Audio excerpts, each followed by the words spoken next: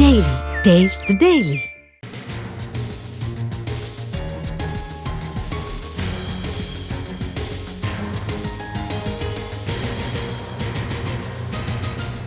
AP ప్రభుత్వ ఉన్నతాధికారులతో ముగిసిన పీహెచ్సీ వైద్యుల చర్చలు 20% పీజీ ఇన్ సర్వీస్ అన్ని బ్రాంచ్లకు ఇచ్చేందుకు అంగీకరించింది ప్రభుత్వం.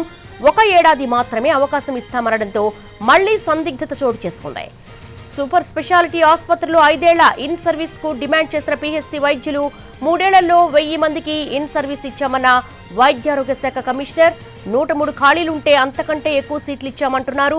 వీరపాండ్యన్ 5 ఏళ్ల ఇన్ సర్వీస్ కు ప్రభుత్వం ఒప్పుకోకపోవడంతో ఆలోచించి నిర్ణయం చెబుతామని వెనక్కు తిరిగారు వైద్యులు. మరోసారి పీహెచ్సీ డాక్టర్ల అసోసియేషన్ చర్చకొచ్చే అవకాశం కనపడుతోంది.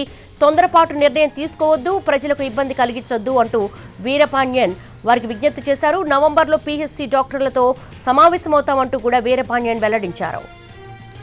వాళ్ళకి ఫేవర్ చేయాలనే ఉద్దేశంతో ఓకే 20% ఆల్ స్పెషాలిటీస్ కూడా వాళ్ళకి ఇవ్వాలంటే ఒక సంవత్సరం ఇవ్వండి, మళ్ళీ ఫర్దర్గా ఫ్యూచర్లో ఏదైతే స్పెషాలిటీస్ మనకి వేకెన్సీస్ వస్తాయో దాన్ని బేస్ చేసుకుని ఇంకా వాళ్ళకి ఎంత అనుకూలంగా చేయడానికి అవకాశం ఉంటుందో దాన్ని పెట్టి చేస్తామని చెప్పేసి కూడా చెప్పడం జరిగింది. అదే విషయాన్ని ఈ రోజు పిలిపించి చెప్పడం జరిగింది.